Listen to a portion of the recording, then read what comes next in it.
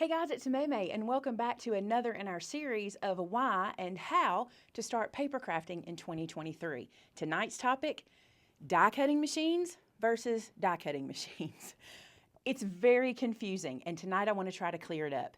There are a couple of kinds of die cutting machines and I know it can confuse you guys, and so I'm going to do my best to not make it muddy.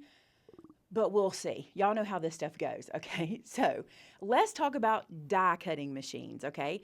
This is the Gemini Junior. It is an electric die cutting machine. Now, why is it electric? Because it plugs in and it does the work for you automatically, okay? What's another option? This guy, which is not available anymore. I wish it was. I can't get this one for you anymore. But do you see how this one has a crank? That's the major differences in these two guys. One is a crank model. One is a plug-in model, okay? That's what makes this one electric. Now, what's the difference in these guys? These guys are electronic cutting machines, okay? They do something not completely different, but in another league. It's kind of apples to oranges, but for tonight, I'm gonna try to do apples to apples. I cannot promise, but I will try. So here's what we've got. What does this machine do? Now, I'm going to talk about this machine because you can see it in camera, but this goes for both the crank and the electric style. This machine cuts and embosses. Now, what does it cut? It cuts dies. This is one example of a die. There are dies in every shape and style and pretty much size. If there's an opening that will fit it, there's a die for it. And listen, this is not the largest opening. This is like a six-inch opening. They even have 12-inch opening machines. You can step up in these machines, okay? But for today, we're using what I have, which is this guy.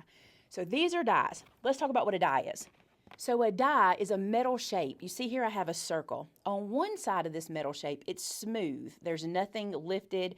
I don't feel anything there. It's just smooth.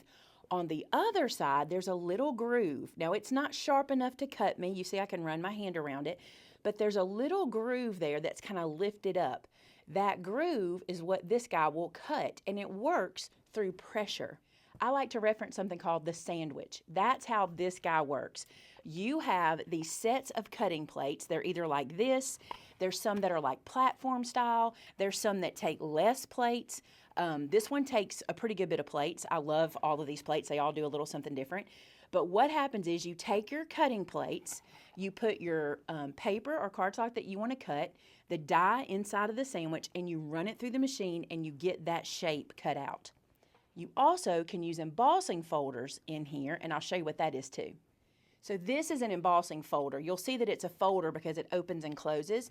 On one side, you have an embossed image. On the other, you have a debossed image. So when you put cardstock in here and close it up, insert it into a sandwich and run it through your die cutting machine, that image is pressed into your cardstock, and that's how embossing folders work. So dies, I'll hold that up, dies and embossing folders are what you do in this machine, not these guys. These guys don't use these, okay? Now then, I've had this question come up so many times. Maymay, if I have this, do I need this? Here's what you have to decide. It's simple, but it's not simple. Here's the deal. Let's say I'm making a project. I'm going to use a project we did recently, for example. Okay, so here's a good example. This little stove. This is a project from my channel from years ago. Recently, Shannon's niece saw this video and wanted to do this with her friends for her birthday party. So that meant Shannon had to make 20 of these stove kits for those kids to assemble, okay?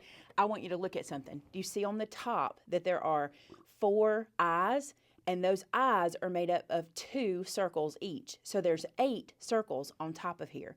Well, Shannon had to make 20 kits. So if I did my math right, she needed 160, I had to look at my calculator, 160 circles, okay?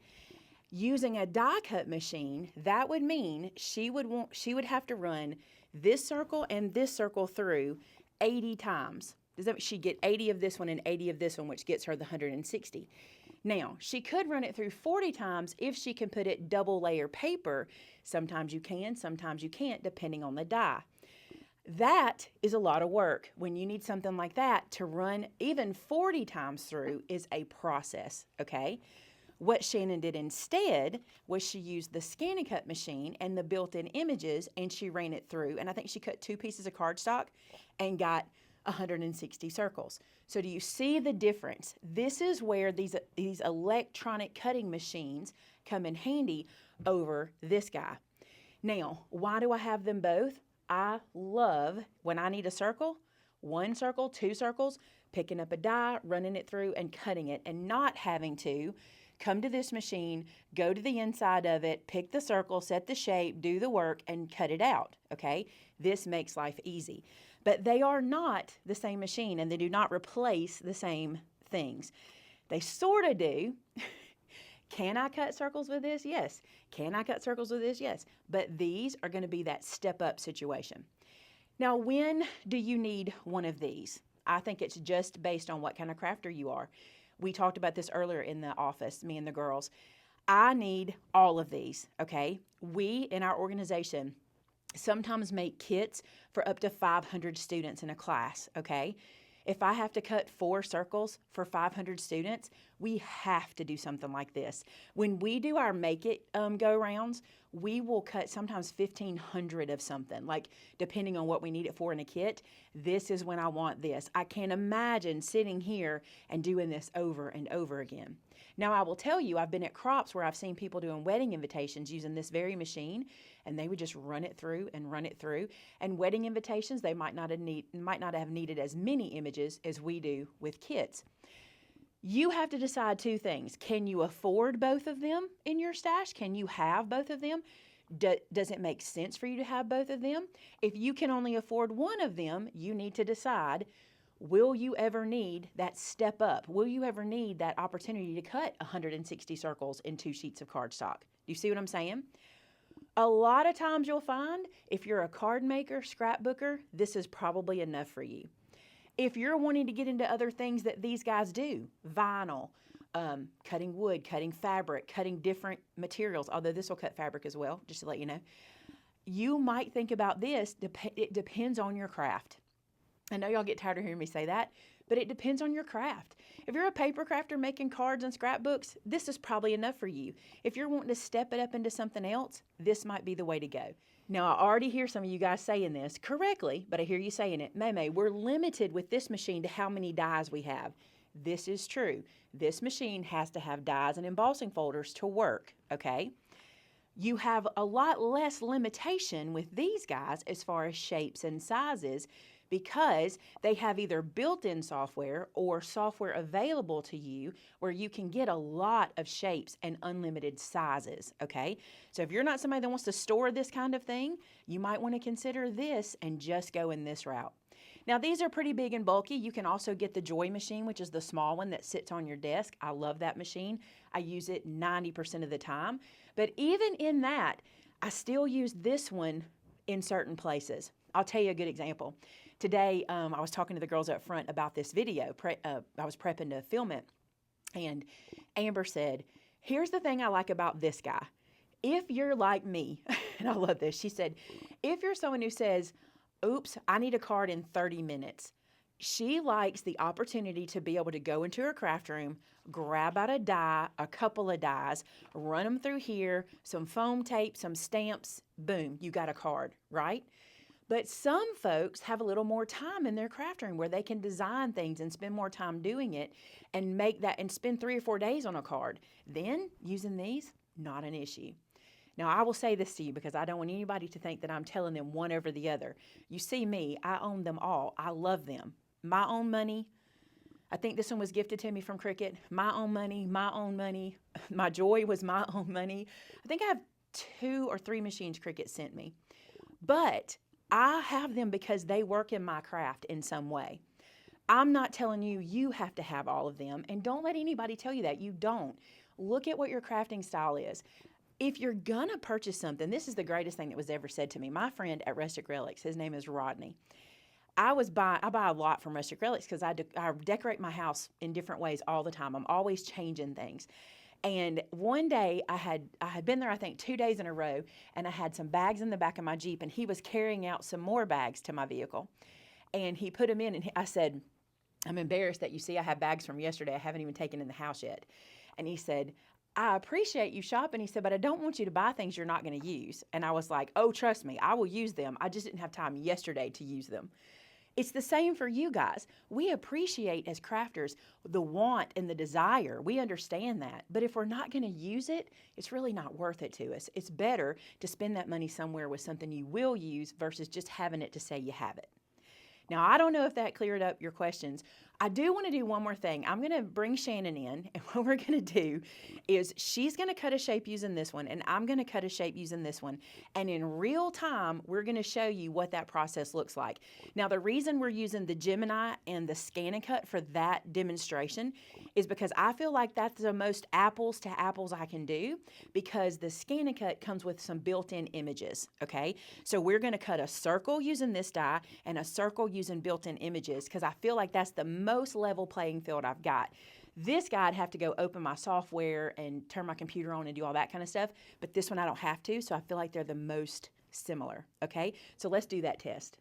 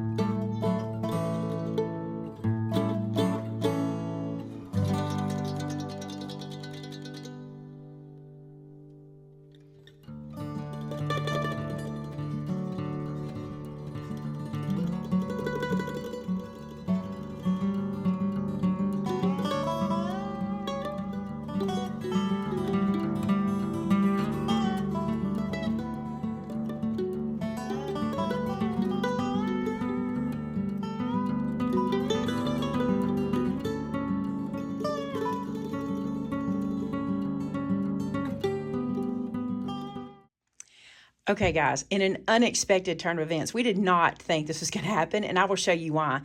I cannot get my Scan and Cut to load, and I kind of want you to see this because Shannon and I, look, you can see Shannon's like, we're trying to figure it out, but we're kind of like, other people have to have these issues. It can't just be us, and I feel like I know what I'm doing, you know? So I don't know what you guys who maybe struggle with these machines.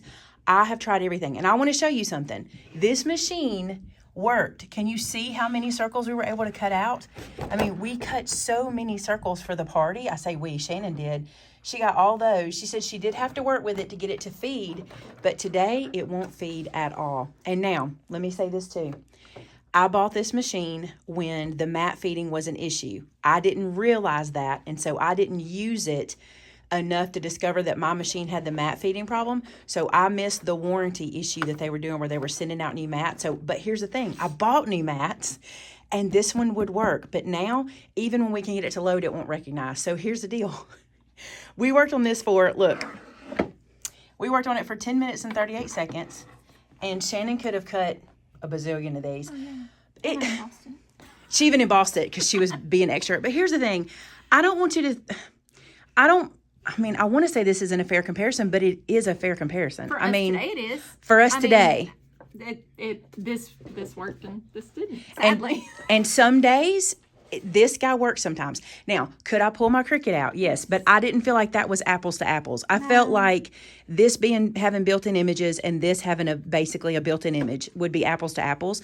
The Cricut just wouldn't be. So, I'm sorry, y'all. That one went south. I'm like, Shannon, should I put this on the internet? Like, should I? But it's real. Yes. Right? And I feel like other people have to have this issue. Surely we're not the only one with this machine that won't feed a mat. And I know it, like when I did get it to load, it would say this mat was not recognized, but I know it cuts on this mat because we use this one. Yes. So I tell you what, let's do.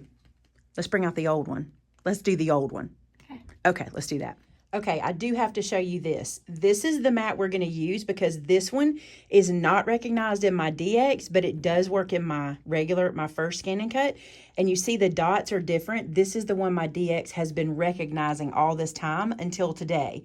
And again, well used in the DX. We have not used this mat in this machine because it won't recognize. Matter of fact, I'll load it and show you.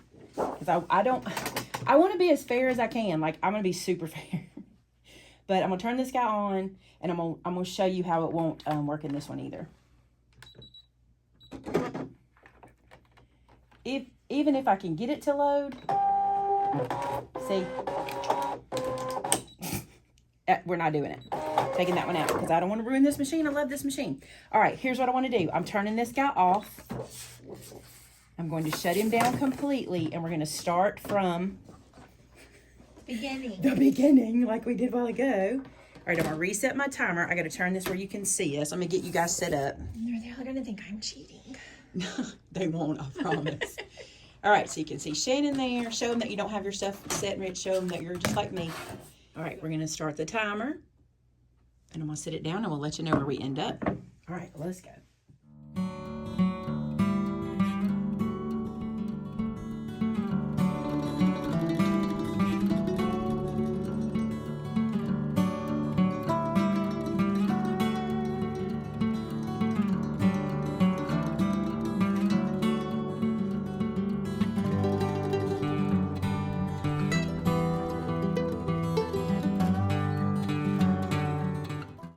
So you can see when the machine works, that's not bad. Now, Shannon did have time to emboss. She's just showing off. She's just showing off. Also, do you love how she chose green for her second one since we had to redo it?